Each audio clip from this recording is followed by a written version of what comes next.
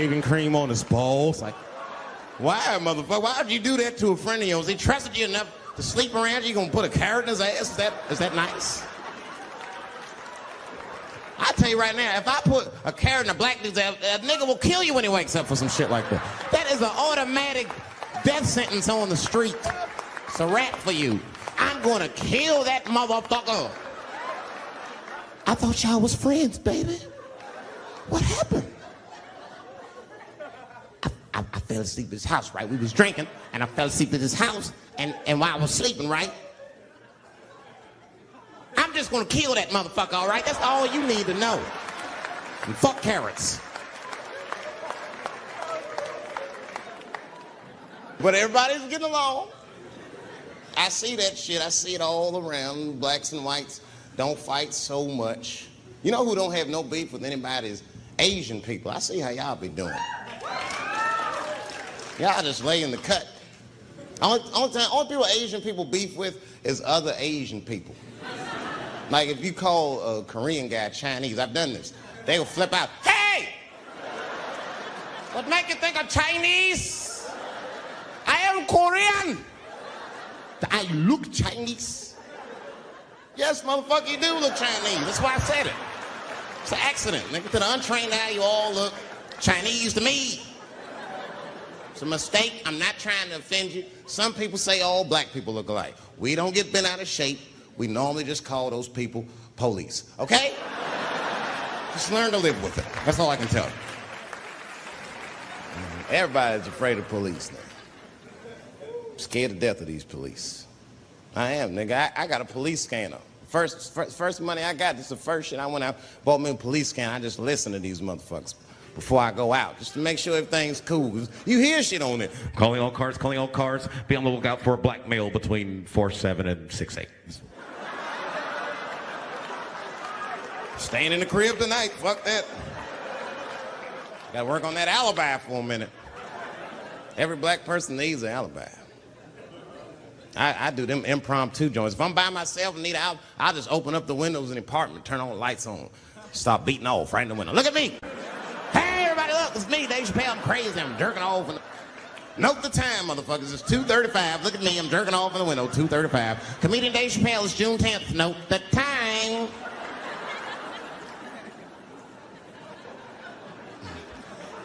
That shit could save my life. Officer David Chappelle couldn't have done that. I saw him in his window masturbating from 2:35 to 2:37. I'm certain of it. He was standing on a clock and holding a calendar and today's paper. Fuck, I need an alibi. I can't be no celebrity. This shit is just the worst. I'm seeing it. I see why stars are crazy now. These motherfuckers. I went to Disney World with my kids, which is a big deal for me. I don't get to see my kids so much. I do Chappelle show 20 hours a day. Sleep for like half an hour, raise my kids for 10, 20 minutes, and I go back to work. Now, this particular day, I got to hook up with the kids. We went to Disney World. Everybody at the park. Fucking everybody. Hey! I'm Rick James, bitch. Hey, I'm Rick James, bitch. It's like, hey, man, hey. You mind not calling me a bitch in front of my kids? Time out, motherfucker. We take a day off. Even Mickey Mouse did it. I said, this is the most unprofessional shit I have ever seen in my life. Rick James, bitch. Oh, I was fed up. I caught that motherfucker with an uppercut. Bop! Knocked his head clean off. Everybody was screaming. Oh my God, oh my God. Mickey Mouse is Mexican.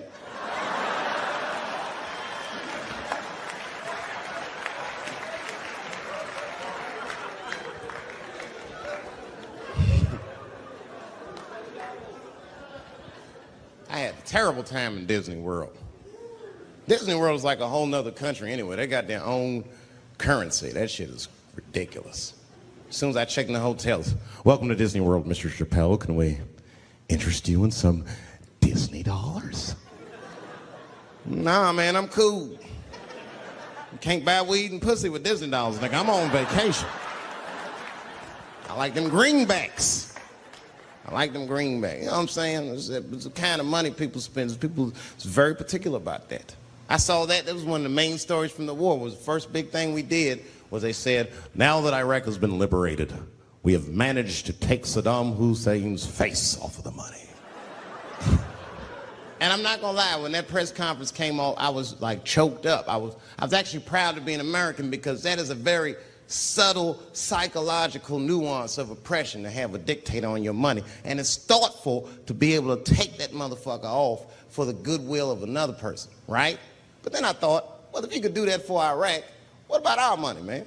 Our money looked like baseball cards with slave owners on it. George Washington is the worst of the worst. Yes, I said it. You mythologize this motherfucker like he was the greatest dude, man. If I went back in time with a white person and we saw George Washington walking in front of our time machine, my white friend would probably be like, oh my God, Dave, look, there's George Washington. It's the father of this great nation. I'm gonna go shake his hand. I'd be on the other side like, run, nigga, George Washington. And we'd both be right. You like him because he wrote the Declaration of Independence and all that shit. We hold these truths to be self-evident. All men are created equal. Go get me a sandwich, nigger, or I'll kill you. Liberty, justice for all. Am I wrong? Am I wrong? Wait a minute, did he not own slaves? Didn't he own slaves? That's all I'm saying. I almost protested the war in the beginning. Almost. Until I saw what happened to them Dixie chicks. I said, fuck that. If they'll do that to 3 white women, they will tear my black ass to pieces. I don't want to hear that shit. Yeah, man, they would. But I'm like, for real, why you care so much what the Dixie chicks say? It's not like they political scientists or nothing. They just bitches that can sing good. You know what I mean? Stop worshiping celebrities so much. Just don't pay attention. I remember right around September 11th, Ja Rule was on MTV. That's what they said. They said, we got Ja Rule on the phone. Let's see what Ja's thoughts are on this tragedy. Who gives a fuck what Ja Rule thinks at a time like this, nigga? This is ridiculous. I don't want to dance. I'm scared to death. I want some answers that Ja Rule might not have right now. You think when bad shit happens to me, I'll be in the crib like, oh my God, this is terrible. Could somebody please find Ja Rule, get hold of this motherfucker so I can make sense of all this. Where is Ja? Guide me, Ja Rule.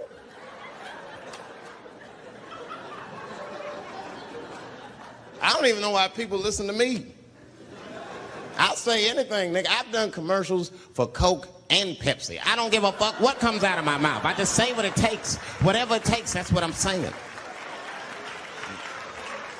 If you want to know the truth, can't even taste the difference. Surprise! All I know was Pepsi paid me most recently, so tastes better. It's pretty much how the game goes. I'm just being real, man. There's too much goo-gagging over celebrities. People don't know what's fake and what's real anymore. That's why Bill Cosby and the whole world freaked out on him. For what? For having an opinion? Just because he was selling pudding pops for the last 40 years, people forget that he's a nigga from Philly in the projects, and he might say some real shit from time to time. It's not that big of a deal. I spoke at my old high school, and I told them kids straight up, if you guys are serious about making it out of this ghetto, you gotta focus, you gotta stop blaming white people for your problems, and you've gotta learn how to rap or play basketball or something, nigga, you're trapped. You are trapped. Either do that or sell crack. That's your only options. That's the only way I've ever seen it work. You better get to entertaining these white people, nigga. Get to dancing. Go on out there and be somebody.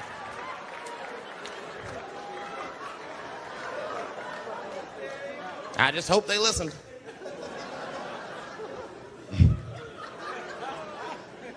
This shit is ridiculous. People worship television. They worship this shit. You know, like if you watch a movie, right? Say you're watching a movie and one character says to another character, say, hey, what's your number, man? What's the other character always say? 555, 5555. You know why we got to do that? because stupid ass people go to the movies and then go home and try to call the characters that they just saw. Hello, is Indiana Jones here? No, motherfucker, he's fake. It's not his number. And to be honest, this is the worst time in history to be a black celebrity. Fuck, they locking all our stars up. It's hot right now for black celebrities. I knew it was bad when Kobe got in trouble. I said, this is a wrap for us. He's one of the most wholesome dudes we had. They locked him up, everything. And Kobe kept it together. Thank God he held his game together, because if he was cracking under pressure and getting like 6 points a game, the whole LA would have been like, that nigger is guilty. Kobe was playing his ass off. He was playing like his freedom depended on that shit.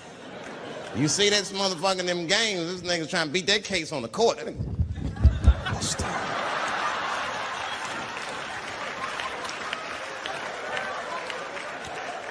Like the judge threw him the ball, like, play for your freedom.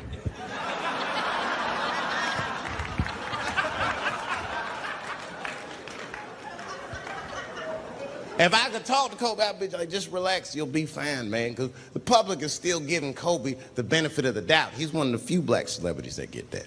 Not because he's a celebrity, more because, you know, the girl showed up with 8 different semens to the investigation. You can't do that. That's 7 too many. That's a lot of semen, man. This bitch got Noah's Ark in her panties.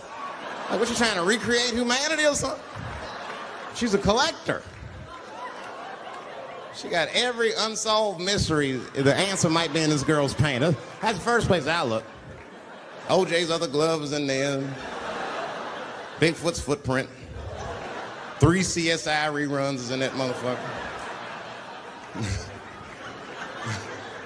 We got the most diabolical draws ever. Fuck being a celebrity. This is not the time to be a black star. They locking all our stars up. Black celebrities, this is a witch hunt for us, man. God damn it. It's all OJ's fault. Ever since OJ got away, white people have just been locking up our stars one by one. It's true. And it's not even OJ's fault. It's our fault. We celebrated too openly when OJ got acquitted. We should have been quiet about that shit. As soon as they're not guilty, niggas just dance. Oh, in your face, nigga, in your face. It hurts, don't it? It hurts. Burns, doesn't it, nigga? Ooh, that justice system burns, doesn't it? Welcome to my world, motherfucker, all that shit. White people wanted OJ's ass bad. City of LA spent over $12 million just trying that motherfucker. And the look on white people's face when he was acquitted, priceless. Priceless.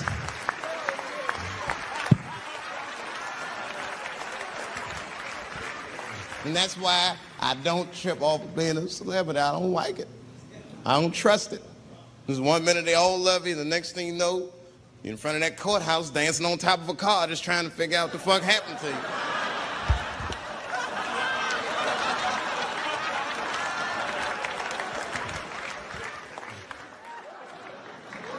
That's what I'm waiting for, because the timing of this Michael Jackson shit is what makes me doubt it. Every time this war is going out of control, or the economy gets bad, or something is wrong with the world at large, it's always these moments in history that Michael Jackson will coincidentally jerk off a kid. This is getting ridiculous. Like, are you planning this shit? Do you have meetings?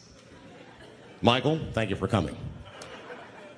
As you know, Michael, the war has not been going as well as we expected. There's been a lot of hiccups, and the public is asking us a lot of questions, of course. And, well, Michael, there's no nice way to say this, and all I know how to do is be direct, so let me just be direct.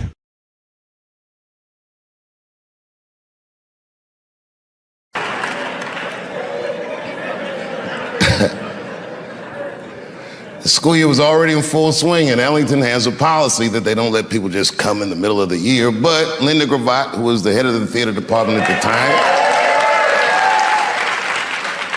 very graciously took a meeting with me and my mother, and I get emotional thinking about it. Anybody that went here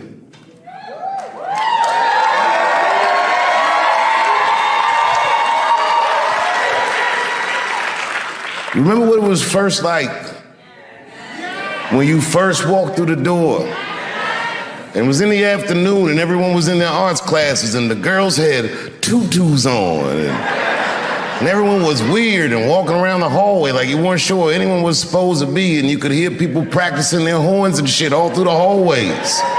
There was art bouncing off the walls. The minute I walked through the door, there was a gallery of all these children's work, and these pictures were amazing.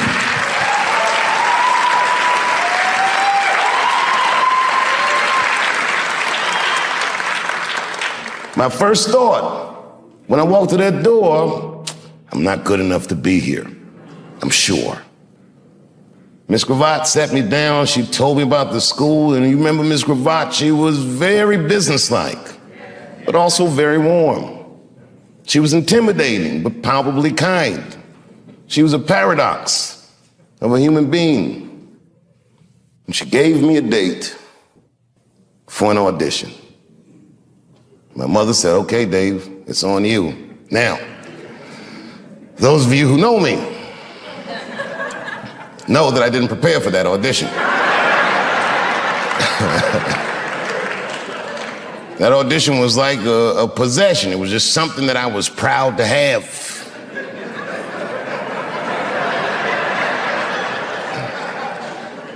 But as the days got closer, I'm like, oh my God, I gotta get something together. I didn't even know how to do an audition. I'd never done it before. So I went, I said, what do I need? They said a monologue. So I looked up monologue. And I went to the library, the MLK library, this huge library, so I gotta find something. And I found a piece in one of those yellow script books. It was a monologue by Mark Twain called The Judge's Spirited Woman. I learned it in a night. You know, it was not hard for me to memorize things. The next day, it was a Saturday, I think, and I came to the school, and they auditioned in what used to be this room, the original theater at Duke Ellington School of the Arts. And all the department heads sat in here, and the lights are in your eyes, and there's a bunch of kids who already go to the school who come on Saturday just to see who might be coming. And I talked to all these kids before I went in, and these kids were nothing like the kids at Easton. They were like them, but they were different. They were weird and funny and self-deprecating and things like this. And I remember I came out on stage and I did my audition, and it was like terrible. I froze up in the beginning. I started, and then I said, wait a minute, I'm messing up. Let me start again. And I was nervous, and I was scared. And in the middle of the audition, I'm in the middle of the monologue, one of the teachers, Fred Leach, he said, Fred Leach, he goes, okay, that's enough. I said, well, there's still a little more. He goes, no, that is enough, he said.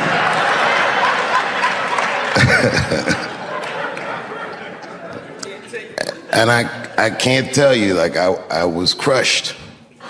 Without saying his disapproval, I knew it stunk. And I was right. When I walked in here, I knew I wasn't good enough to go to this school. And I thought to myself, fuck this school, that's stupid anyway.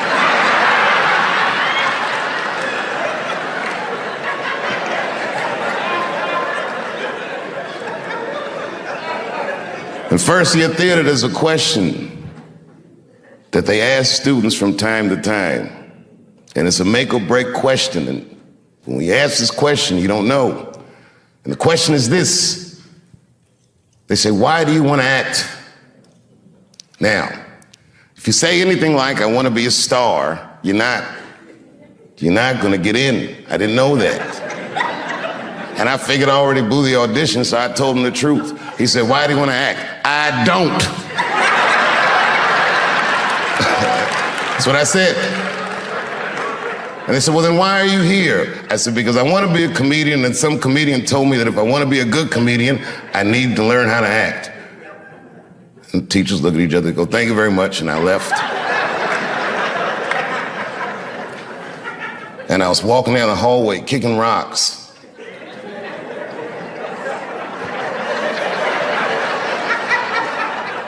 There was a kid that already went here. His name was Aiko Handy.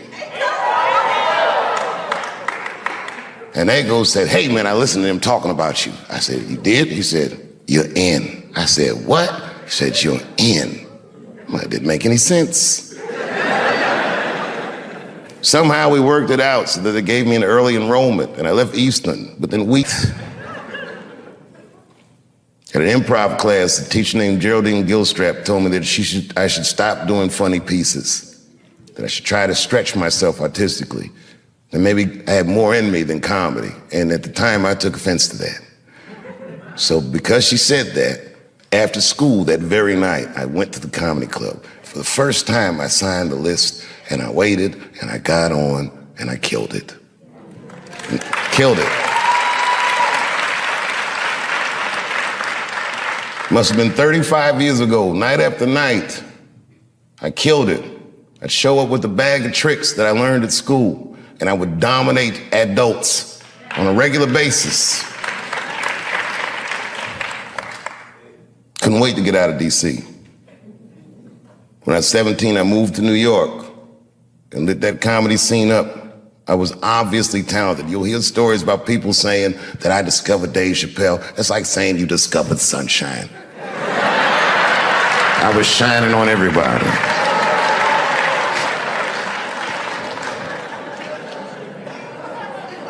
And when I got in that professional world, I was oddly prepared.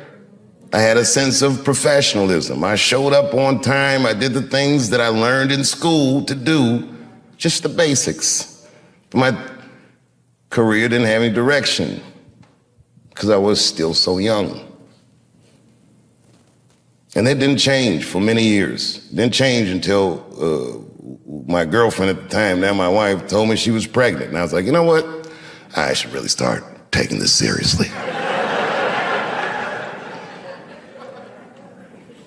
When she told me that, before the baby was born, I had done my first HBO special, and then I went to work on a sketch comedy show idea I had, and Chappelle show came out.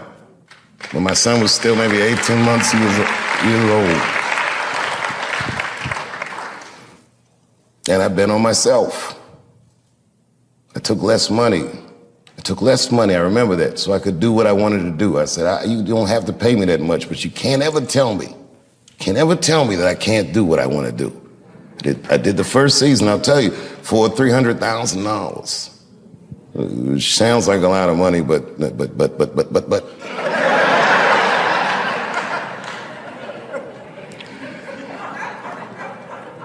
It was a rare experience in my life because it was the first time that I did something that was so successful that I knew I had exceeded their expectations. I was more successful than I felt like I was supposed to be.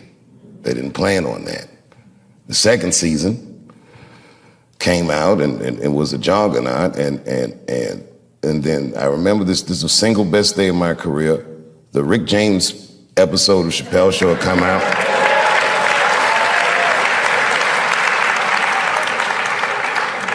People were going crazy about the Rick James episode. At the same time, the DVD for season 1 of Chappelle Show dropped. It was the first time any television show had ever been sold off air, and it sold 1 million copies in the first day. It was unheard of. To this day, nothing has sold more than Chappelle Show. It's still on the top 10 in Netflix. All those great things happened, and my contract was up. Clearly, I was about to be rich.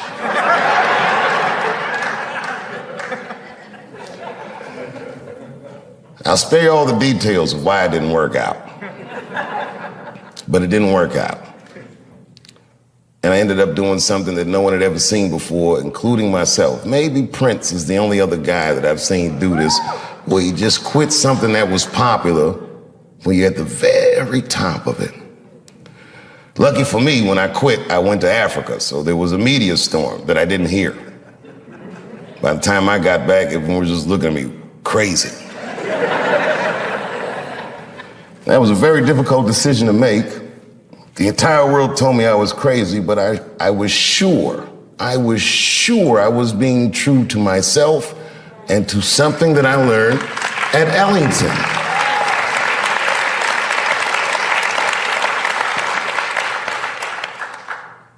I'm one of those comedians that thought of himself as an artist. I was enamored by what the genre could do. It was like the pictures that I could paint with words and the way I could engage with audiences. I understood as it was happening. I was very lucky to be able to do this. And I protected that. And I knew that if I took the money, they would expect me to behave differently.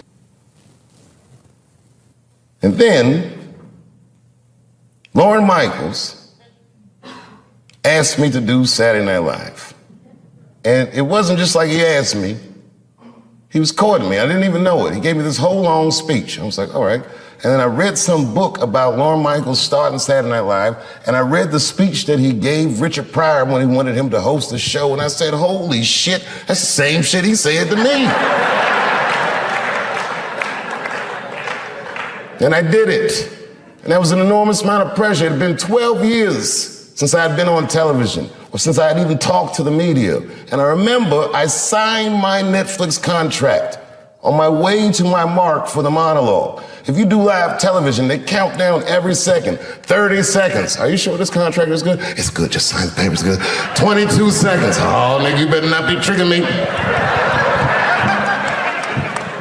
10, 9, 8, 7, 6, 5, 4, 3, 2, 1. I walked out on that stage and I killed it. It was natural. It was nothing. It was easy work. Got an Emmy for that one too. First Emmy I won. And when I walked on the stage, after being in the cold for so long, for the first time when I walked on the stage, I'm like, damn, nigga, I just made $60 million. That's what I thought to myself. It's been great ever since.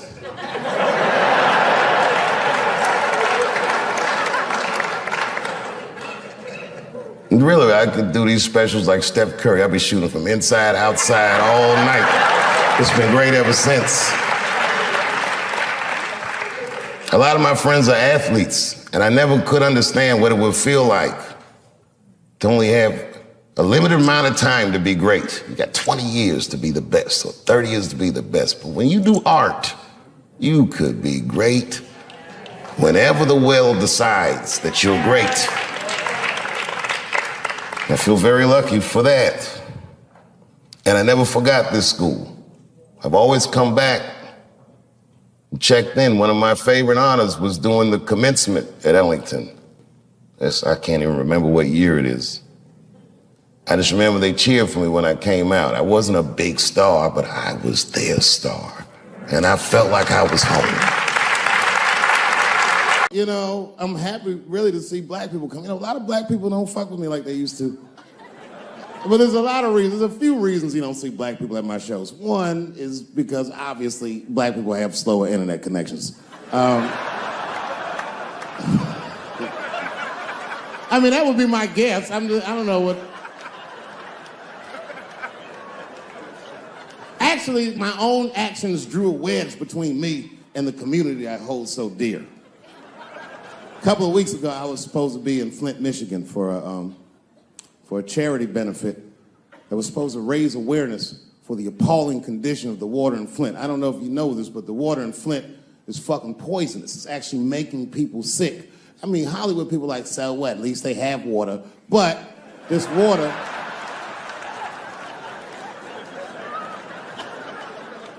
fucked up.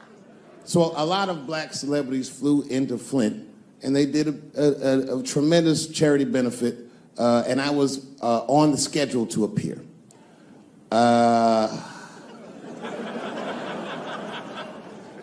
So the reason a lot of people haven't heard about this benefit, it was the same day as the Oscars.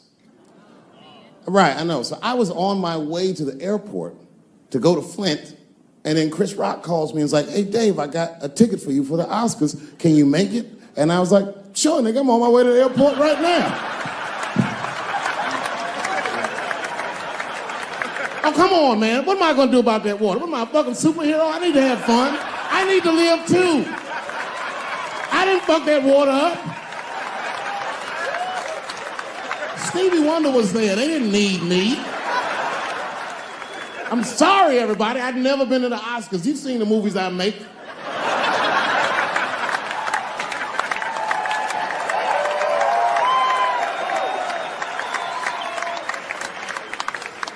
I was excited as fuck. I knew I was gonna get in some trouble because when I was walking in the red carpet, the black press came after me. Excuse me, brother. When you hear somebody call you brother too much, something terrible's about to happen. Excuse me, brother. And then I looked back and the motherfucker had a tuxedo with the kente cloth tie. I said, uh-oh. He said, I just want to ask you a couple questions. I said, what publication are you with? He said, me, I'm with the Daily Bongo. I said, Daily Bongo? What the fuck? Who the fuck reads this? He said, listen, brother, I just want to ask you a quick question. You understand that this year, this is a boycott for the Oscars, so I'm just wondering what made you, of all people, cross the motherfucking picket line and be here tonight. I said, boycott?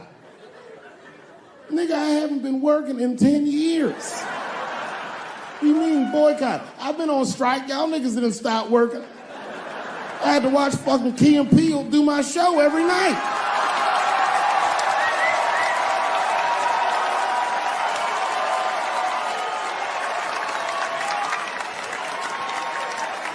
Fuck the Daily Bongo is what I said. I went to Oscars and had a wonderful time. I went in that fucking green room. It was filled with so many stars, I couldn't even believe what I was seeing. Hollywood was seducing me all over again.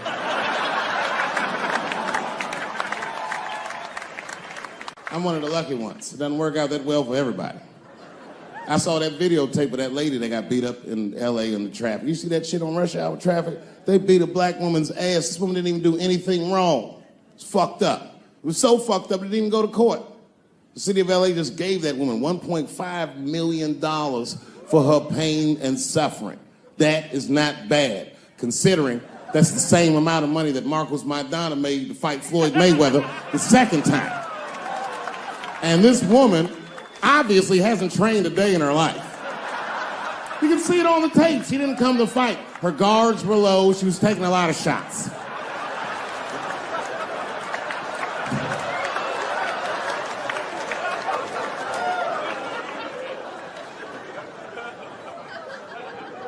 Everybody's mad at police now. I watched that. You see that shit on Netflix? The making a murderer? The Stephen Avery story? Yeah, well, if you haven't seen it, check it out. Stephen Avery is in more trouble than any white person in the history of the United States has ever been in. In a justice system designed for him to thrive, he's failed miserably twice. I can't even wrap my mind around it. If Making a Murderer was about a black dude, that shit would be called Duh. Of course everything can go wrong. Seems like he did it all right. The motherfucker even had $200,000 for his legal defense. That should get you off in Wisconsin. That's like OJ money. All he needed to get off that he didn't have was a single black juror. That's all it would have took. Because only a black dude in the United States can look at 11 other dudes and be like, I think the police did this shit.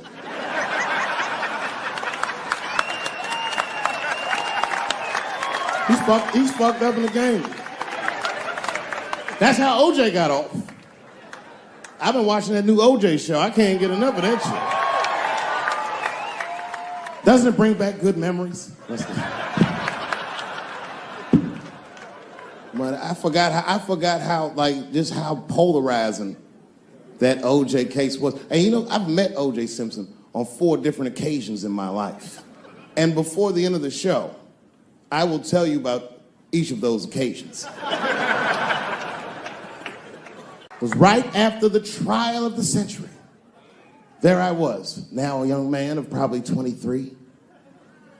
O.J. Simpson was the most famous or infamous face on planet Earth. I was in a restaurant in Beverly Hills with my agents. I wasn't alone in the restaurant, but I was alone. I was the only black person in the restaurant. And in the 90s, that felt very uncomfortable. Now I tend to enjoy it at this age.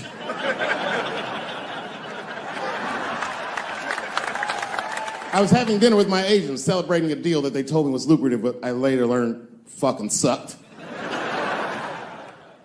And suddenly, a group of women walked by. Every race was in that group. Black, white, Asian, Latina, white, and white again. They were all gorgeous. I watched them walk by. Then, I saw a familiar face. Al Collins, the man from the infamous Bronco chase, walked by and embraced one of the women, and they walked towards the door. Couldn't believe what I saw. And then, close behind him, was O.J. Simpson, newly released from jail. The restaurant fell still. I was shocked. I didn't mean to say it out loud, but it just came out. O.J. He stopped, turned around to see who said it, saw my black face, and correctly assumed it was me.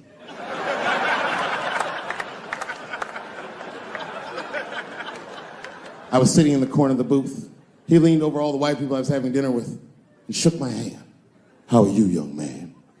He looked in my eyes, and I could see in his eyes that he didn't remember meeting me the first time.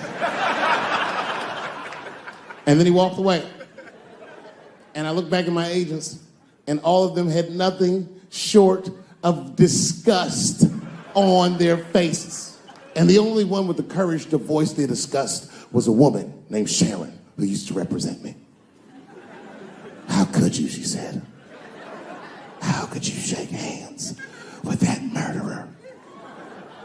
I said, Sharon, with all due respect, that murderer ran for over 11,000 yards.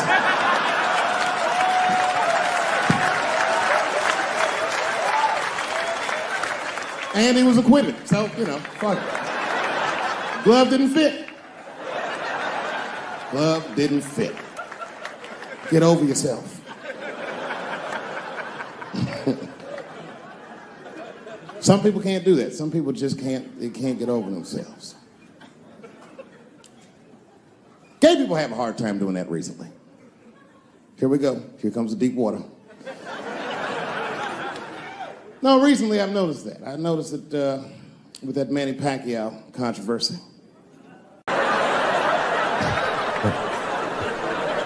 Tough time for the blacks.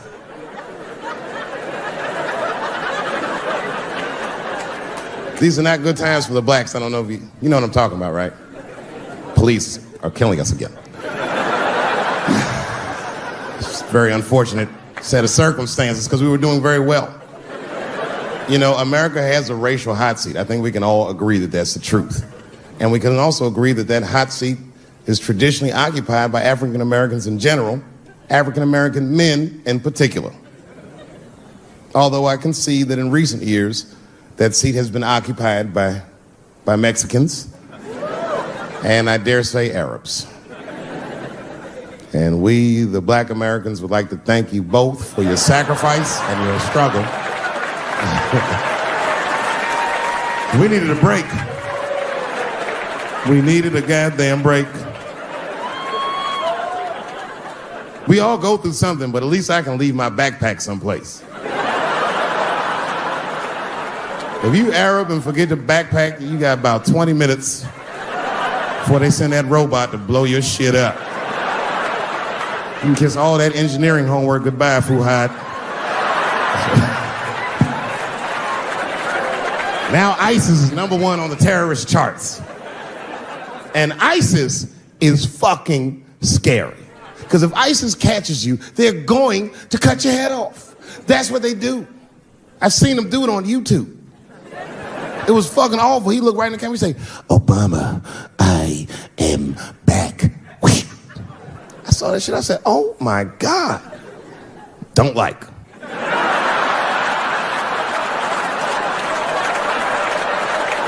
How is this guy cutting people's heads off on YouTube? I can't even post a dick pic, and this motherfucker is decapitating people.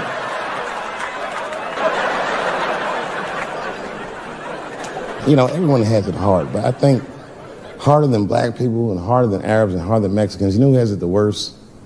Fat black people.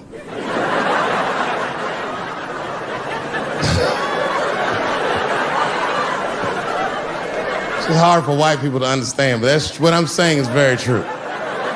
fat black people have a really rough road because all manner of things kill white people. But you know what kills more black people than anything, more than police and terrorism? Salt, nigga. Regular ass table salt. Here, white people are getting Ebola cures and shit, and meanwhile, I'm dying from fucking the flavoring. Look, honestly, I'll stop talking about it. Let me say this, though. Let me just say this. Can we all just say that we've seen it coming? Were you surprised? It's like when that guy threw that banana at me. Do you think I was surprised? Hell no. I've been in show business 30 years. I was expecting this banana. I knew one of these nights, it's like somebody gonna throw a banana at me one of these nights, niggas. Because that's how it starts, with the name calling. Like that Paula Deen. Remember Paula Deen got fired from the Food Network? If you know anything about show business, it is really hard to get fired from the fucking Food Network. And they dropped that bitch like a hot potato. All because she called somebody an N-word 30 years before she had a show. I don't know who she said it to, but whoever it was just looking at her like, I'm gonna get you for this bitch. That shit came back 30 years later like a Bill Cosby rape and sunk a battleship.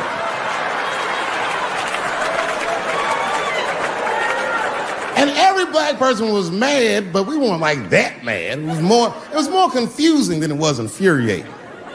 I was just like, well, how's this bitch gonna call me a nigga when she taught me how to fry chicken? That's not fair.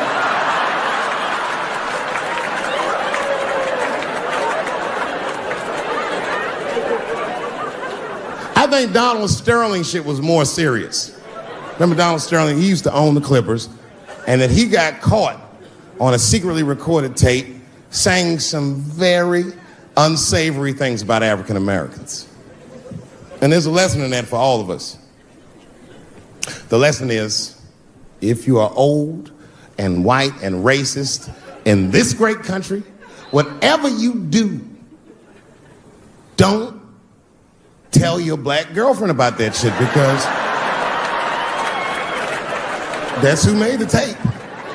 She recorded all that shit, and the tape was terrible. He was like, stop bringing these black guys to my games. First, we're all confused, like, well, how the fuck are you gonna have a game without us?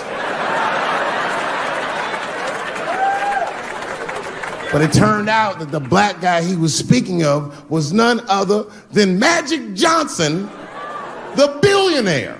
Unbelievable. Never even mentioned the fact that he had AIDS, which is the first thing I would have said to my girlfriend.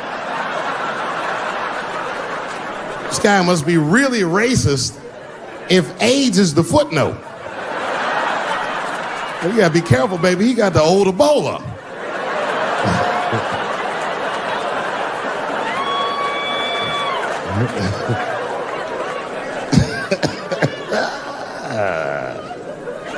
You can say what you want about that girl, but I'm gonna tell you right now, she is a goddamned hero. Because you might have thought these things were happening before, but now you can see it all in front of you without a shadow of a doubt. That shit actually went down. She sucked that old guy's dick. She really took one for the team on that one. That's really gross. This dick is like 80 years old. It's like tasting history. Like 5 wars on it, civil rights movement, the Great Depression. This guy's been fucking from 40 years before Bill Cosby's first rape. This is a very old man. But all that shit is still, it's just name calling. Name calling does not break the modern black man. That's not gonna do the trick. I don't give a fuck about that. Like if I went to Kentucky Fried Chicken and for some reason everyone behind the counter had a Ku Klux Klan hood on top of their head, what do you think I'm gonna do in this day and age? Run out Kentucky Fried Chicken? Not if I'm hungry. I'll go straight to the front. Hey man, let me get a 2-piece. I don't give a fuck what he says. You want a biscuit with that, nigger? I thought it came with a biscuit. What's all this attitude? I want a 2-piece. Chop, chop. You know what it is. But I'm not going to be mad. Why would I be mad? He's the one that's got to work at Kentucky Fried Chicken, not me.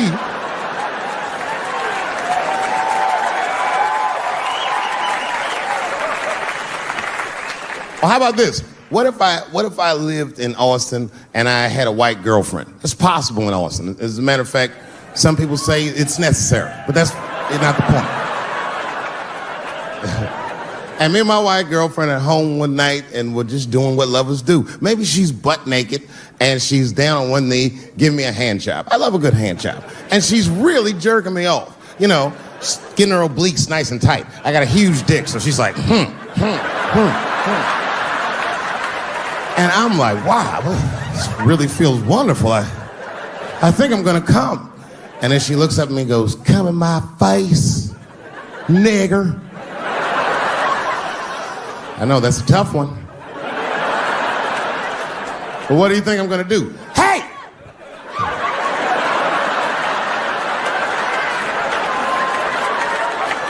That's no time for integrity, ladies and gentlemen. I'm busting that nut in her face.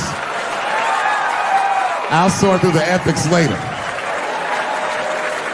But I'm what they call a man of his word. If I say I'm coming, I'm coming. I don't give a fuck what happens. God forbid somebody could shoot me. If I say I'm coming, it's still like, oh.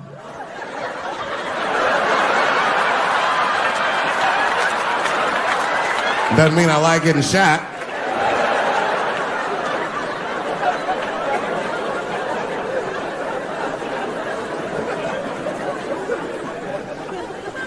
Boy. Yeah, tough time for the blacks. I'm not gonna say nothing about it. The other big sports story was fucking Ray Rice's tape. Anyone see that Ray Rice tape? I can't stop watching it. It's fucking awful. That's the most violent thing I've seen happen to a woman that was shot in color. Really fucking bad. Like, if I could have froze time at that moment and gave Ray Rice some advice, I don't think there's any way possible I'd be like, you should punch her in the face. It's a fucking terrible idea. At the same time, I also believe she shouldn't have rushed him. What the fuck was he like? Yo, you can't beat him, miss. Don't rush a motherfucker that's trained to stiff arm people in the clutch. He's gonna get the upper hand.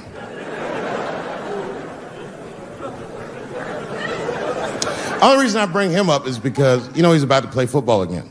You didn't know that? The NFL was told by a federal judge they had to reinstate Ray Rice because he was transparent with their investigation. He told them exactly what he did. And they can't just change your ruling just because the tape came out.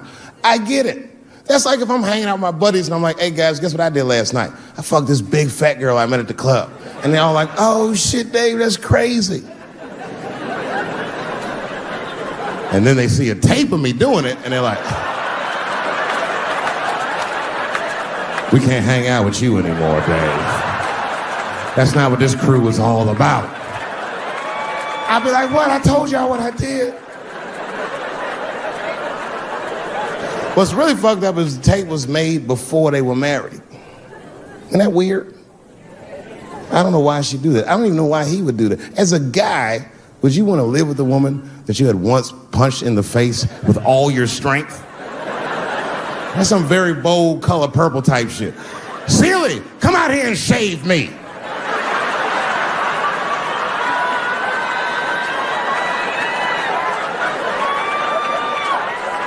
You out of your fucking mind?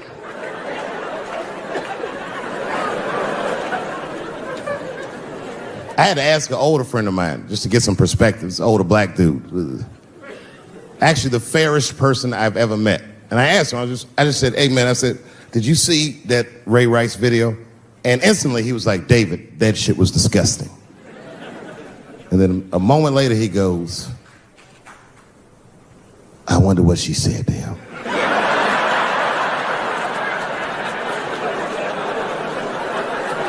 I don't think that matters. I think the idea is you're not supposed to punch her in the face. My wife says terrible shit to me. My wife once called me a pussy in front of dinner guests. I know, I started to get mad, but then I was like, fuck it, she's probably right. I am a pussy, I admit it. I'm soft and warm and persuasive like a real pussy. Right. And then I told her, I said, and if you don't take care of me properly, I might stink like your pussy. Oh, we fight dirty at the Chappelle household. It's not a big deal. No. If you want to get to the bottom of a matter of the heart, what you're supposed to do is ask a woman. Now, actually, there's two women that I know. They're both college professors in this little area I live in. And I meet them twice a week at Starbucks for coffee. Talk about important shit. And I asked the girls who was in the coffee clutch, I said, yo, why y'all think that this woman stayed with Ray Rice after he punched her in the face with all his strength? And one of my girlfriends said, David, you need to wake the fuck up. She's staying for the money. Well, now, wait a minute, because my other girlfriend was like, I disagree. I think that she actually loves him. And I said, wait a minute, ladies, you know what? I think that you're both right.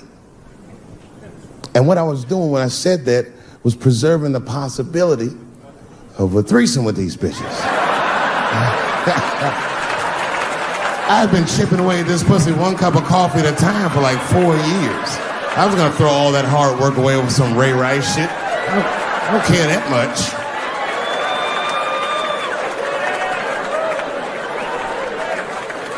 I'm just being real. I had some kind of gay political argument. The last one was about a petition in federal court to take the words husband and wife out of the law. I said, well, why would you want those words out the law? He said, because it discriminates against same-sex couples. I was like, niggas, please save me the semantics. Just trust me. Take your chips and get the fuck out of the casino. You're about to crap out. Just go outside, talk that over amongst yourselves, and whichever one of you is gayer, that's the wife.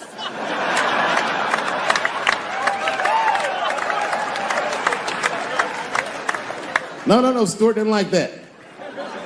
Stuart educates me about this movement, you know what I mean? I didn't even know shit about it. He told me it's called LBGTQ.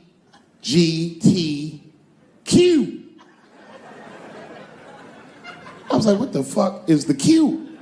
Does that even make sense, Q? Turns out Q is like the vowels. That shit is sometimes Y. It's for gay dudes that don't really know they're gay. You know what I mean? Like prison fags who are like, well, I'm not gay, nigga. I'm just sucking these dicks to pass the time. I'm not G, I'm Q. Ugh.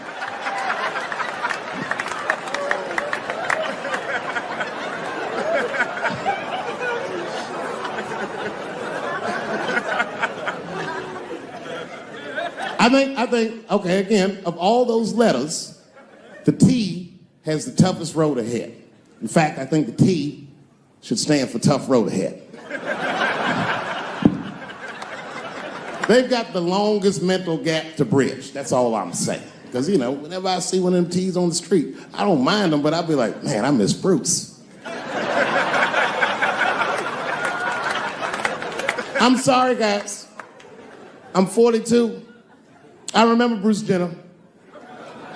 Before the Kardashians, before all that, this motherfucker was a white American superhero. It was amazing. He was beating Africans at track and field. We'd never seen anything like it. He was on my cereal box growing up. You know how much of that cereal I ate? Nigga, I didn't know he was gonna do that.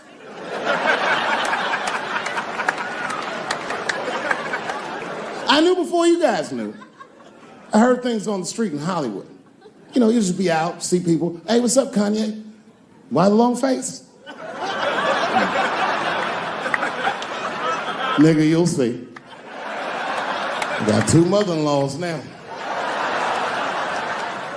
And when I heard he was gonna do it, I was scared. I didn't think the public was ready. I didn't think the media was ready. And you know what? I was wrong. Not only did the public embrace him, but the media was nice. I'd never seen anything like it. Welcome to the world, Caitlin. So long, Bruce. Hello, Caitlin. I was shocked. Is this happening? Wait a minute, is this a time in American history where an American can make a decision for themselves?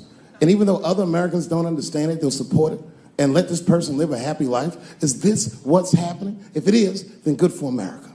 That's Dave Chappelle, the American.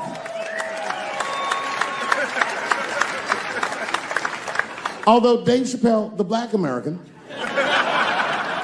he was a little jealous. I was like, how the fuck are transgender people beating black people in the discrimination Olympics? If the police shot half as many transgenders as they did niggas last year, it'd be a fucking war in LA.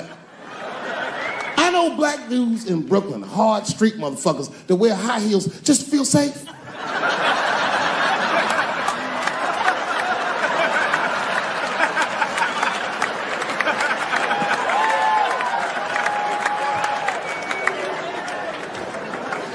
Transgenders are gangsters. I used to do business with a transgender in Hollywood. Man, everybody would be scared of her in the boardroom. She'd walk in there, newly minted woman, high heels, purse. Wouldn't say anything to us, just walk around the conference table looking mean as shit.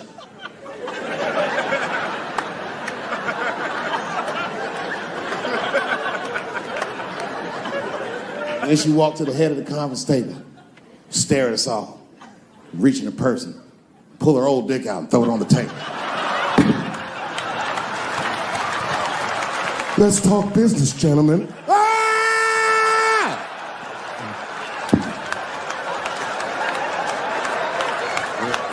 Shit is scary as fuck. If your best friend pitched that to you, you'd be horrified. Yo, nigga, let's go to the hospital and cut our dicks off and make pussies out of them shits. What? Can't we just get matching jackets or tattoos or something?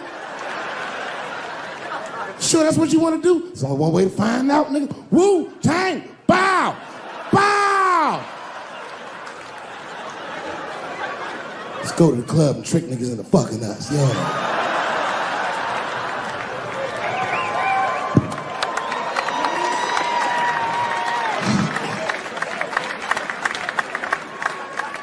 The third time I met O.J. Simpson.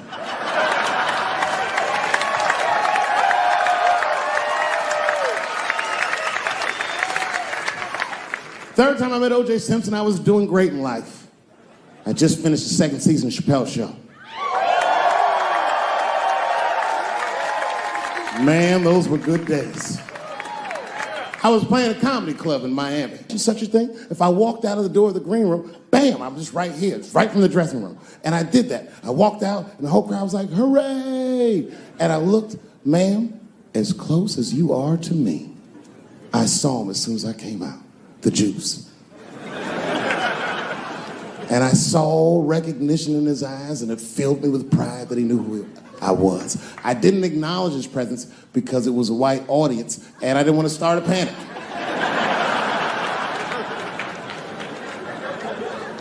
But I did my show. Show went great. I said, good night, everyone. They all said, yay! And I didn't say nothing to OJ, but I just gave him the signal, let him know I knew he was there. And I walked into the green room, and OJ was already in there. I was like, how the fuck is this possible? I was scared. And then my friends came in, and we all started talking. We sat down on the couch, and I'm just telling you what I saw with my own eyes. You can believe me or not believe me. But in my experience, O.J. Simpson, one of the nicest men I'd ever met. He was nice to me. He was nice to my friends. The conversation was filled with warmth and levity, humor, and wisdom. We talked for 90 minutes, and then suddenly the Juice said, you know what? I've got to be going. But it's good to see you again, and I'm glad things went so well. I said, thanks, Juice. And my friend said, yeah, goodbye, Mr. Juice. They're new to the game. He said, no, thank you for your hospitality. Good night, guys. And we said, good night. And he just walked out of the room. And as soon as the door closed, we all looked at each other like, that nigga did that shit.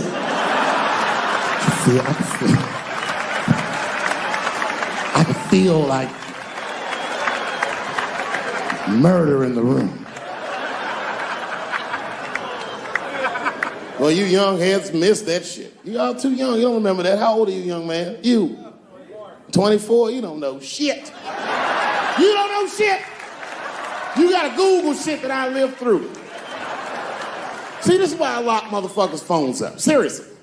Because the young kids, you guys, look, you need to take a break from that. We all need to break just from that technology, just for a minute.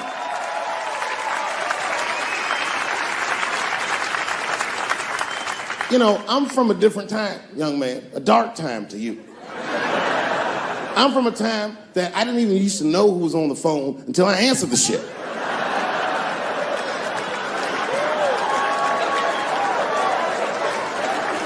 Like when tragedy used to strike. I remember I was 12 years old and the teacher wheeled a television set into the classroom. You remember these days? And she turned it on to one of 3 channels. And she said, class, the space shuttle is taking off and we're all gonna watch it take off. Man, that shit was going great for like 3 to 5 minutes. That's right, you remember, it fucking exploded. Right on television, everybody on board, dead, immediately presumed dead. It was so bad, the teacher looked at all the kids and was like, you can go home. It's a goddamn national tragedy. This was Cold War America. The Russians were laughing at us. My point is, for a guy your age wouldn't even know the pain because in your generation, it's like the space shuttle blows up every fucking day. How can you care about anything when you know every goddamn thing? I'm getting over one cop shooting, and then another one happens, and then another one happens, and another one happens. I'm crying about Paris, and then Brussels happens. I can't keep track of all this shit, so you just give the fuck up.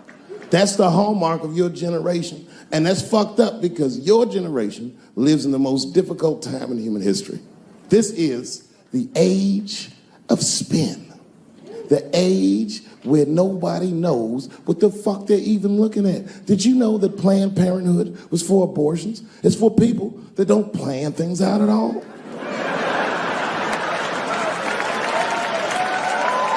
That's right. So a guy your age doesn't really know how he feels. Are you pro-choice? Are you anti-consequences? What does it all really mean? It's easier not to care for you. But for us, we were trained to care. We were raised that way. I used to watch a fucking cartoon when I was growing up called the Care Bears.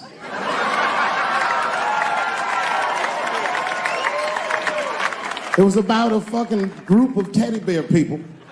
They were like teddy bears, but they were like people, and they were all different colors, and they all fucking just walked around caring. They cared about each other and everything else. They all had different designs on their stomachs, and the designs told you something about what they might be like inside. Very, very loving group of beings. And when shit got real bad, as nice as those teddy bears were, they didn't get mean faces. They got determined. And the leader would say, come on, guys, it's time for the Care Bear stare. Remember that shit?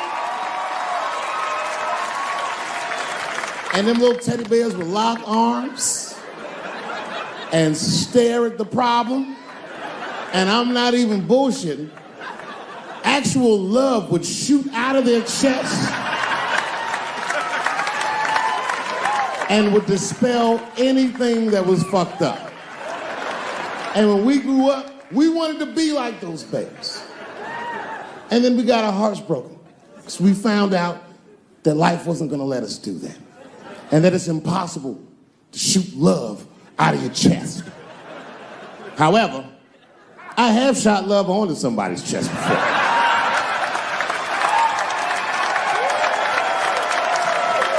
I do it all the time. It's the next best thing.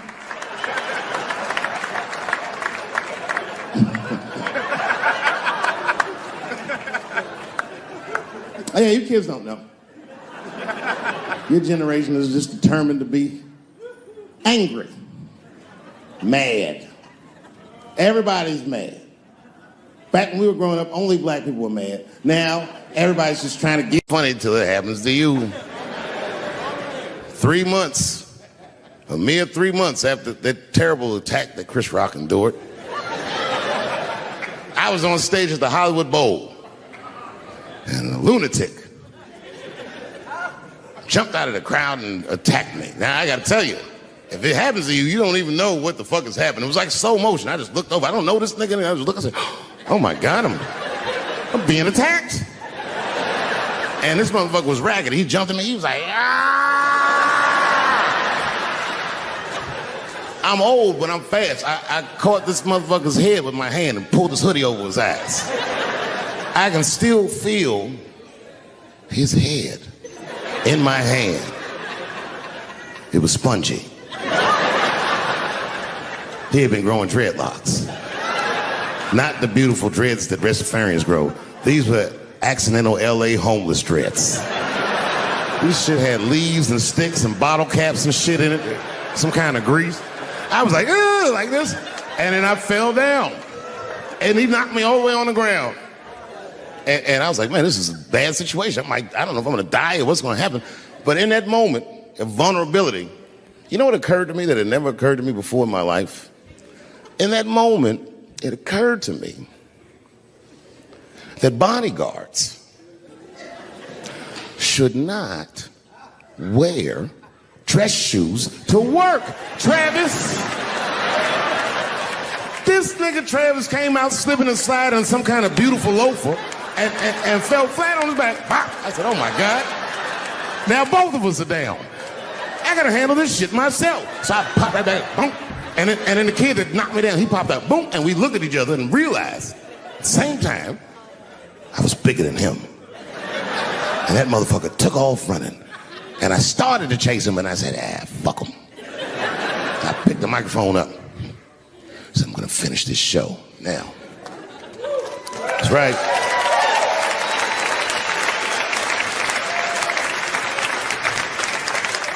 For 3 months before that, I'd been making fun of Chris Rock. And people would ask me all the time. They'd say, Dave, what would you do if you were Chris Rock and Will Smith slapped you in the face? And to this day, the answer is the same. Well, I don't know what I would have done. I've never been in a situation that extreme. But I do know now what Will Smith would not have done. And that is enjoy the rest of his evening. Man, listen. We gave that kid a good while. We was whooping his ass. Not we, I mean, I was on stage trying to think of a joke to tell, but they was beating this nigga up right behind me. Everybody could see it. Everybody could see it. And I'm sitting up there trying to think of what to say. And I'm tongue-tied. Me, of all people, can't think of anything to say. Look at my karma. Just that moment. Of all the people in the world, Chris Rock walks from backstage, walks up to me in front of 20,000 people, grabs the mic out of my hands and looks at the crowd and goes, was that Will Smith? Man, motherfuckers fell out of their chairs laughing.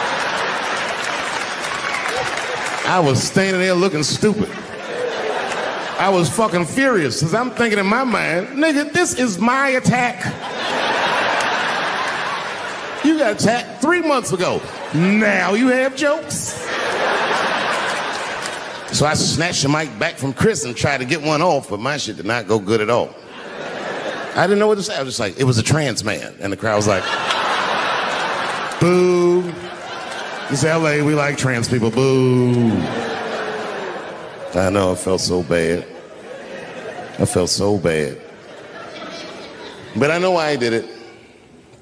You'd have to be there to understand, but man, when that guy tackled me, it was like it's like a movie or something. You gotta picture this. Picture a famous person you like. Every famous person you could imagine was at that show. It was like the biggest night that Hollywood had ever seen. And when that guy tackled me, he cleared the bleachers. I had to watch the tape afterwards to know this happened, but as soon as he tackled me, Jamie Foxx was the first motherfucker that jumped out of the crowd. He was wearing a white cowboy hat like he knew this shit was gonna happen to him. Never seen this nigga in a cowboy hat before. And Jamie started chasing that motherfucker around like any given Sunday. And that kid was fast as shit, was juking and shaking, and he broke Jamie's ankles, and he just kept running. And then Jon Stewart from The Daily Show ran from backstage and jumped at this motherfucker like Super Jew. He was like, ah! And the kid seen Jon coming, so he jumped back and Jon went flying that way. And this kid was fast. And then he turned around, he sees the emergency exit, he starts running for the emergency exit. Just before he got to the door, motherfucking Puff Daddy from Bad Boy Records jumped in front of the door. That nigga was like,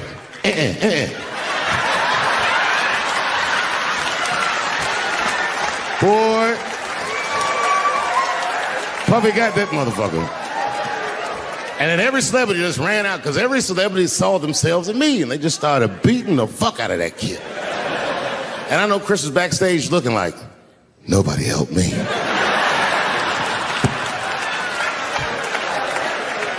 Everybody hates Chris.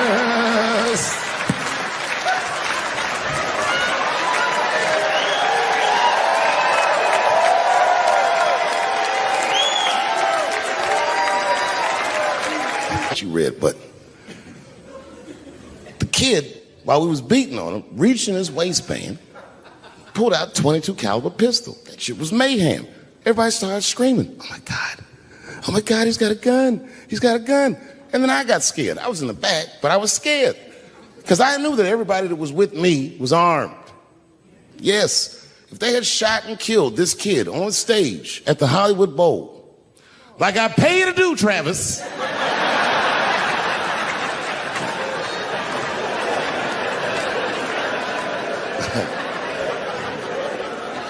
but Travis G'd up. Travis wrestled the gun out of the kid's hand, and then he took it like this and tried to change. You like that, don't you?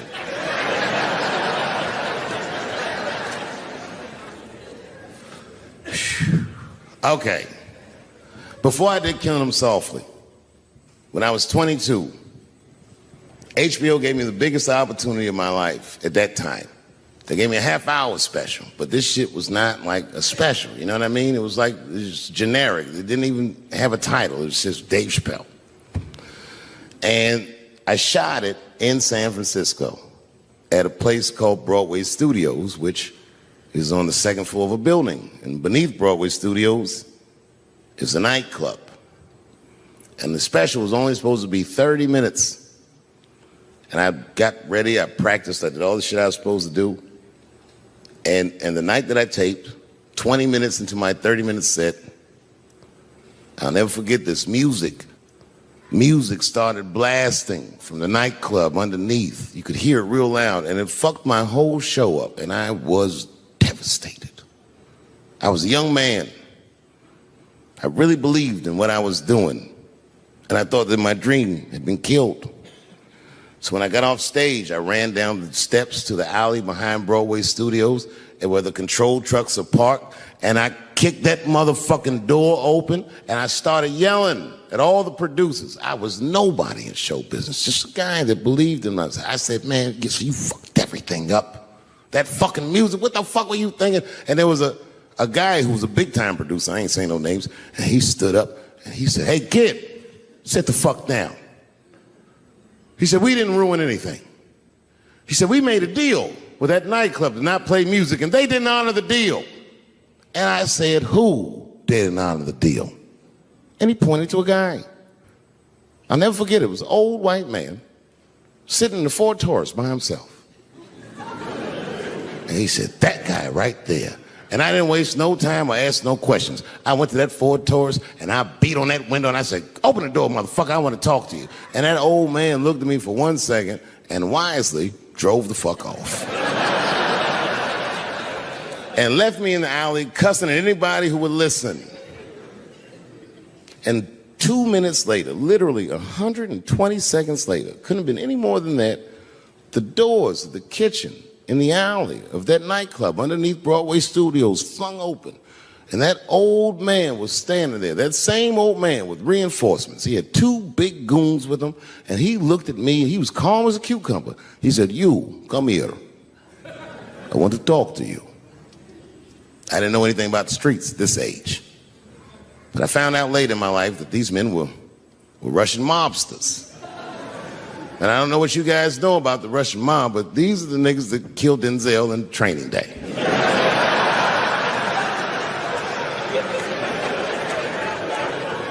And all the producers knew what I was up against. They said, Dave, do not go in there. And I said, fuck y'all. And I walked right into that kitchen, and they closed the doors behind me, and it got dark as fuck in there. And I knew, I'm not dumb, I knew I was in a bad situation. But you have to understand, I believed in what I was doing, and I didn't give a fuck. Just kept cussing at these motherfuckers, telling them how they ruined my life.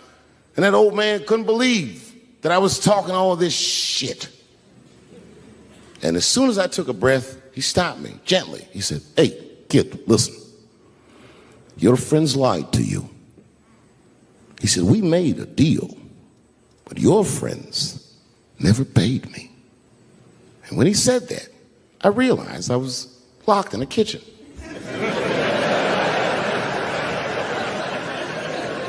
I realized he was telling the truth, which would make me wrong.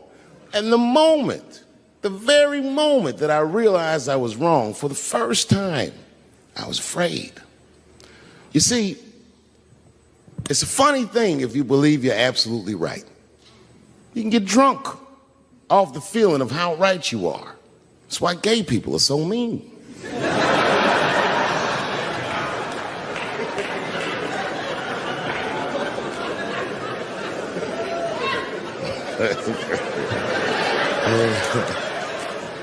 But I didn't buckle. You guys would have been very proud of me. I was scared, but I didn't buckle. I said, well then, sir, I owe you an apology. But I believe that no matter what reason that music was playing, it ruined my life. And that old man looked at me with sympathy in his eyes. And he walked over to me and he gently placed his hand on my cheek, which I gotta tell you, is a very emasculating thing to do. I was standing there looking at this nigga's hand on my cheek like,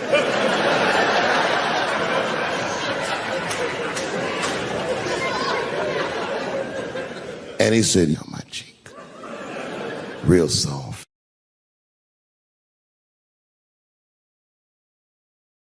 Good barbecue, you don't even think about it, you just...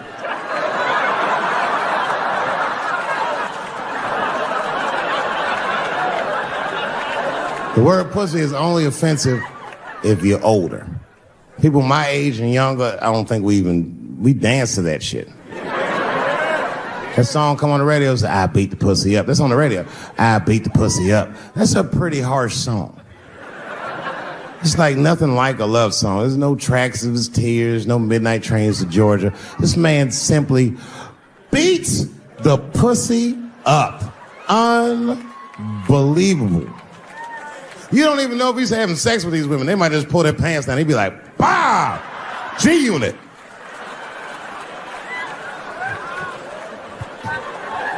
Like you'll be watching HBO. Hi, I'm Larry Merchant, standing here ringside with the pussy after a devastating bout with 50 Cent. Pussy, come over here and let me talk to you for a second. My God, you look terrible. Your lips seem to be swollen. You're bleeding a little bit.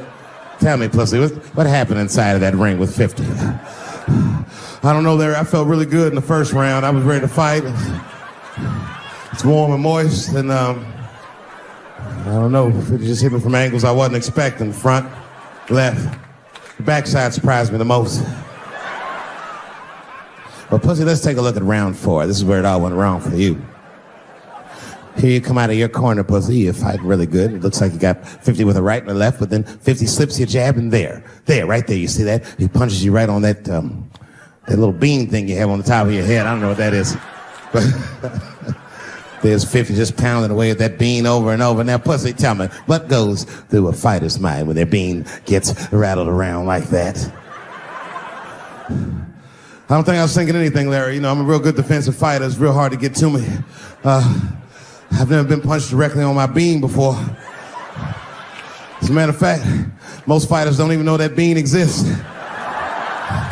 I guess he just hit me there and I lost control of my legs. I don't know what else to tell you. I like when Lil Wayne talks about pussy. Lil Wayne used to have that song. He'd say, I got a bitch that plays movies in my jacuzzi. And then it goes like this. Pussy juicy. That shit always makes me laugh because no guy says that. You know what I mean? Only Lil Wayne would say some shit like that. If he was fucking a girl, she's like, "Is this pussy good?" And I'm like, "It's juicy. It's good." He said, "Pussy was juicy." That's why I'm not Lil Wayne. Because if I was in a hot tub with a girl and I could tell that the pussy was juicy while I was in the hot tub, I'd probably get out of the tub. I'm a germaphobe. I just picture Lil Wayne like, "What is this strange oil floating in my hot tub water? It's pussy juice." That shit was so funny to me, I must have wrote like no less than 40 jokes with the punchline pussy juice. And all of them worked to some degree 100% of the time.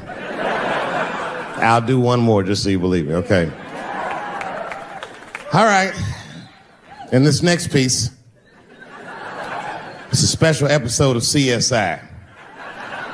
For some reason, Lil Wayne is guest starring as the lead detective, okay? That's the setup. Are you ready? Here it goes. Has anyone else been on this crime scene? No. It's very strange. This place is virtually undisturbed. No forced entry. No sign of a struggle. Shine your flashlight right here. I just slipped in something. What is this? What is this? It glistens in the light. Smooth to the touch.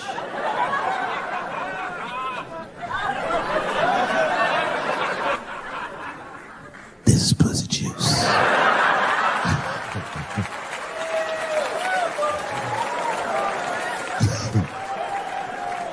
She must have been sitting Indian style. 39 more where that came from.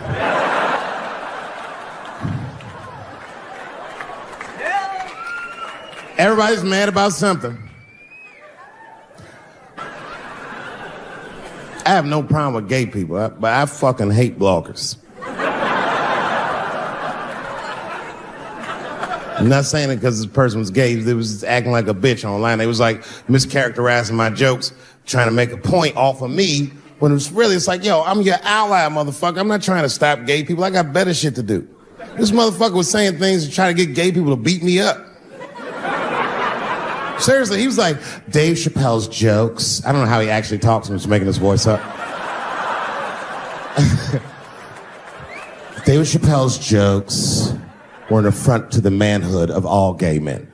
What the fuck does that mean? I didn't say anything that would allude to gay men not being men. I know you men. In fact, what could be manlier than fucking another guy in the ass? It's the most gangster shit I've ever heard of in my life. I told you I'm not cut out for that. I'm a pussy. You know what I said? That's all I said. First of all, I'll tell you right now what I said. And I will tell you that this was not a joke. It's a true story. And I just happened to tell it. All right, what happened was I went to a gallery party. All right?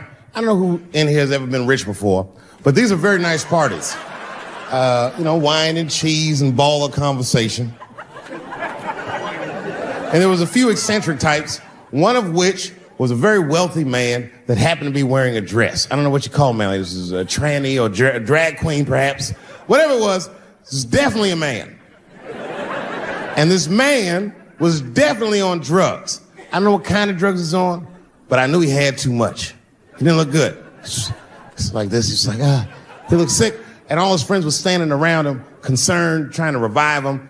I don't know whether it looked like some kind of gay CPR. There was fanning and shit.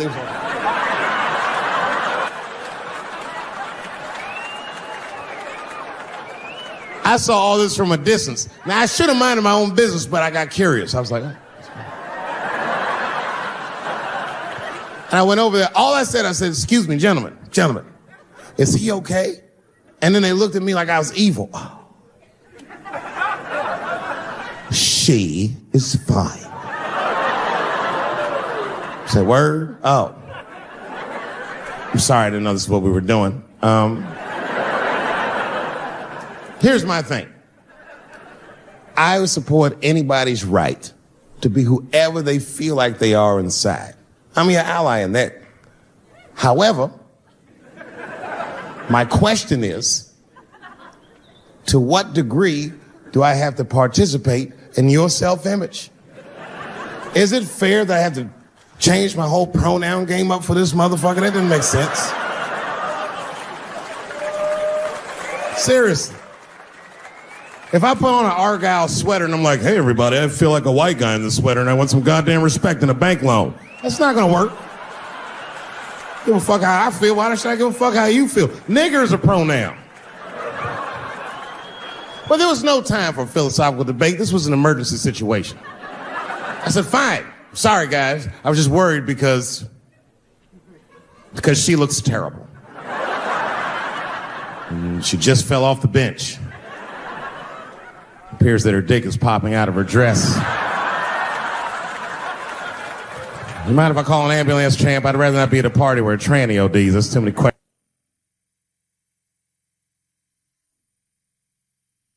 to answer.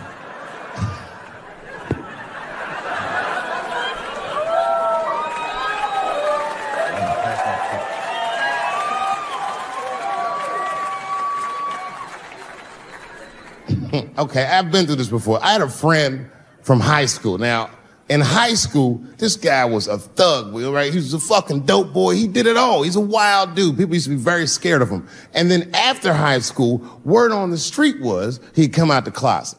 I personally didn't believe it. I bring him up because last year, he calls me out of the blue like, yo, what's up, man? I got your number from so-and-so, and I heard you're going to be in New York doing a show. Could I get some tickets? I was like, fuck yeah, get some tickets, man. How you been? He said, well, we'll catch up at the show, man, but yo, I appreciate it. I'll see you soon. I said, all right, man, take care. And I was about to hang up, and I couldn't resist. I was just like, hey, nigga, I heard you was gay. What's going on with that?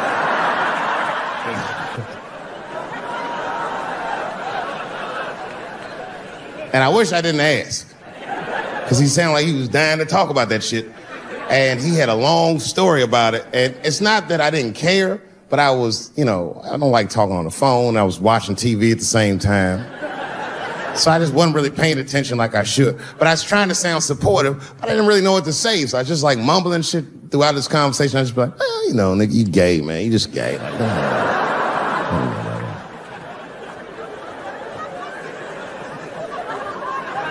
This went on for a while, and then finally I had to say something like definitive to get him off the phone. And I was like, hey, man, you know what? Don't let people get you down, all right? And the next time someone tries to make you feel bad about yourself, just remember, everybody fucks funny to somebody.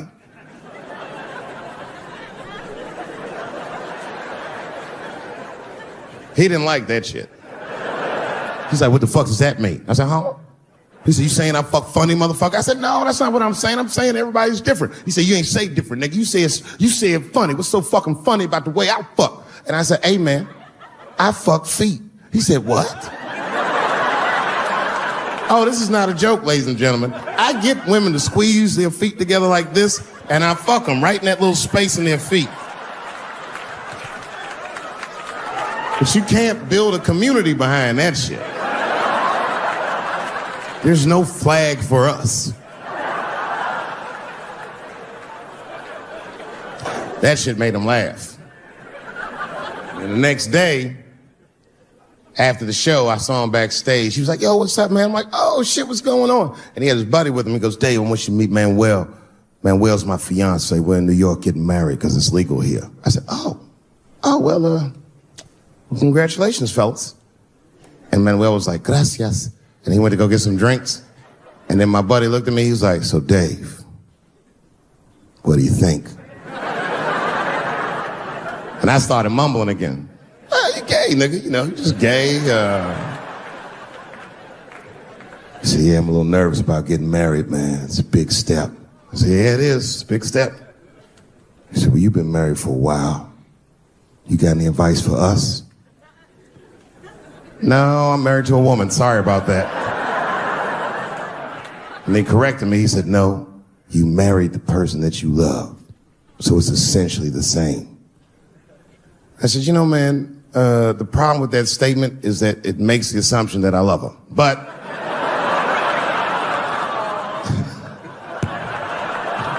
you guys lighten the fuck up. Of course I love my wife. She laughs at this shit. As a matter of fact, she eats and spends this shit. You know what I told him? I told him, I said, you know what you should do, man? First of all, you shouldn't do it. I'm talking about being legally married. It's not that you're gay as much as just legal marriage is a fucking diabolical leverage game in the United States. I'm just being honest. Devoid of religious significance or the idea of love, marriage is nothing but an awful contract that you shouldn't sign. I'm just being real. Because you start out loving each other, and then like 2 years later, you're just building a case against one another for a hypothetical court date that may or may not ever happen. You throw being gay on top of that, that shit is explosive. Like it's that Ray Rice shit. Okay, right after Ray Rice went through all that shit, I was at a party and I met this kid, Michael Sams. You know Michael Sams? Very nice guy. He's the first openly gay NFL player. And Mike's a very nice guy, a very brave guy. But when I met him, I couldn't help but thinking, now what's gonna happen when Michael Sams beats his wife up in the elevator? Is that domestic violence or is that just two niggas working shit out in the elevator? You know what I mean?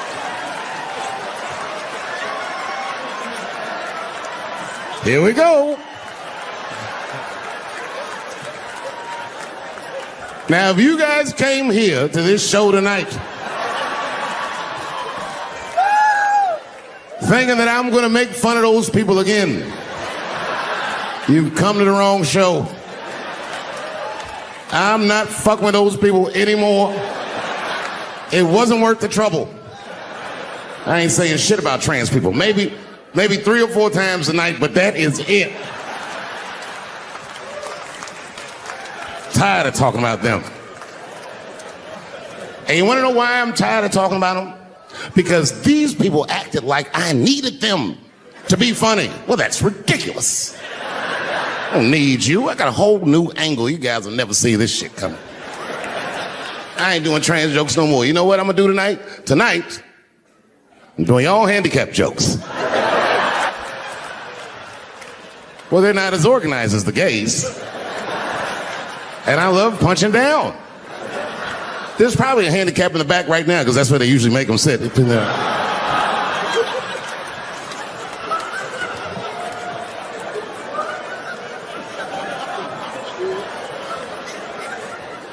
I came here to laugh at transgender people. I didn't know this nigga was gonna make jokes about us. Come on, y'all, let's get the fuck up out of here.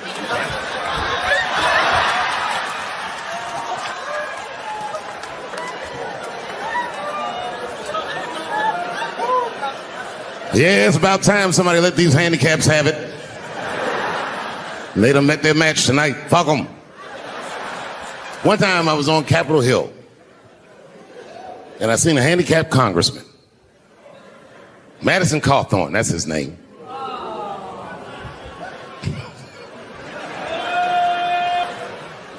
He's a Republican from North Carolina. And he was shocked because I saw him and I go, hello, Congressman. He didn't even know I knew who he was. He turned around.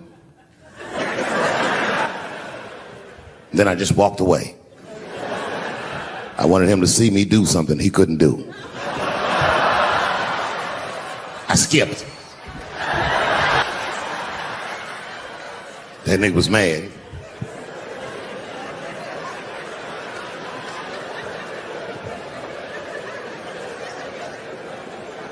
He's no longer a congressman. I don't know if you follow politics. I'm not trying to be funny, but he lost his seat. He ran a bad race. Oh, buddy, yes he did. And you know what he did wrong? He was running for Congress again, and this motherfucker tried to be controversial. He was on all them right-wing podcasts talking all that shit. He was like, Washington is worse than Hollywood. I was at home like, what? He said, these people are disgusting. They have orgies and sex parties and drug parties. And I was thinking, this nigga sounds like Juicy Smouye. He He's lying. Now, I don't doubt that they do this kind of shit in Washington, but I doubt he's seen it with his own eyes. Because who the fuck invites a paraplegic to an orgy? So this nigga can roll around and snitch on everybody.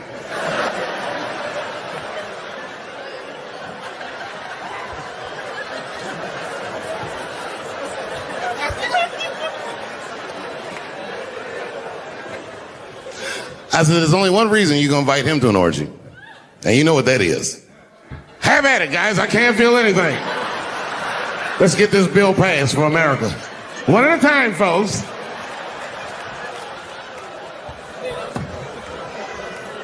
Oh, buddy. Yep. Yeah, the handicaps are the new people I punch down on.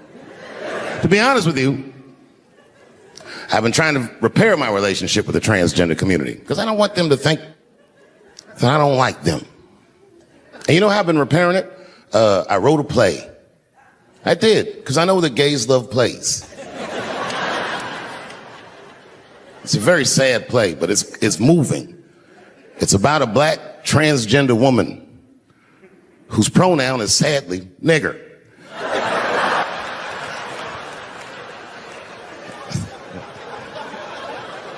It's a tearjerker. At the end of the play, she dies of loneliness because white liberals don't know how to speak to her. Sad. Speaking of nigger, I've also been working on a book, and this is true. I'm rewriting the American classic, Huckleberry Finn, from Nigger Jim's perspective. It's called The Adventures of Nigger Jim. That's how the book starts. Huckleberry Finn walks up to him and goes, "So you're Nigger Jim?" And he's like, "Yo, I just said Jim." "What's your name, little buddy?" "Huckleberry Finn's my name."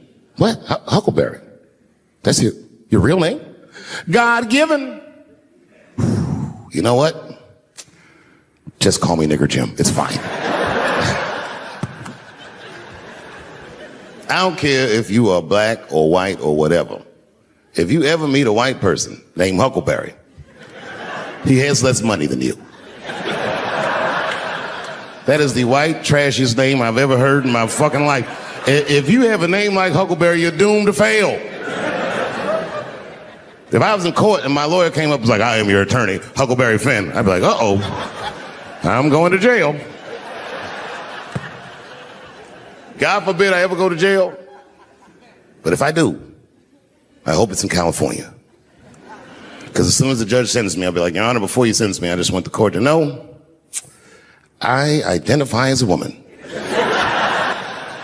Send me to women's jail." And as soon as I get in there, you know what I'm going to be doing? "Give me a fruit cocktail, bitch, before I knock your motherfucking teeth out. I'm a girl just like you, bitch. Come over here and suck this girl dick I got. Don't make me explain myself. I'm a girl."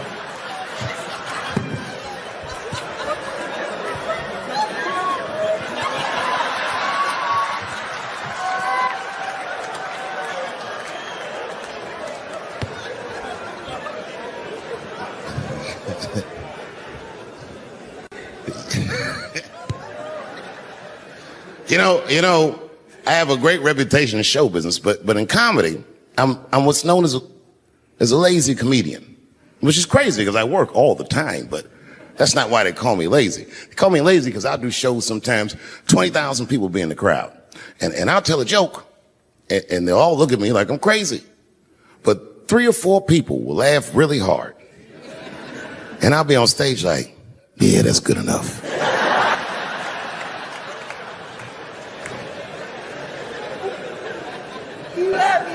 Well, this next joke is one of those jokes that it's not, you know what I mean? I like to tell it, but it never does good. But I'm going to do it. You know why it doesn't do good? I'm not good at impressions, but this is an impression. You ready? Okay. This is not going to work. All right, this is my impression. It's my impression of the dead people on the Titanic. He didn't let me finish. This is my impression of the dead people on the Titanic as the submersible was approaching their ship.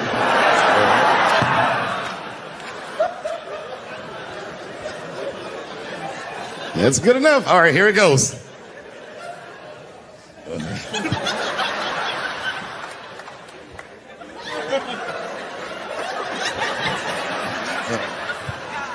I can do it. Okay, here it goes. Join us in our watery grave.